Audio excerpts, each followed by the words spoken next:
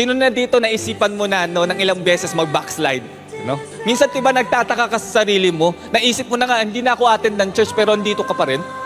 What if lang, kung ilinantad ng Panginoon sa madlang people, lahat ng mga kasalanan mo, yung mga tinago mo, no? Yung mga kinonfess mo sa Kanya, no? Yung mga dati mong ginawa, yes, ang grace ng Panginoon, papatawarin ka kahit gaano kadami ang kasalanan mo.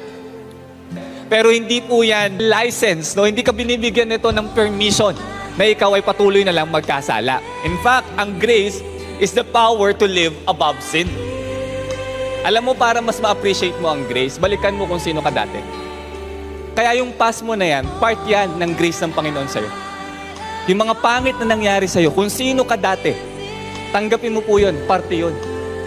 Parte yan ng grace ng Panginoon sa'yo. And I want to tell you as well, wala ka po sa kinatatayuan mo without the grace of God in you. You are who you are today.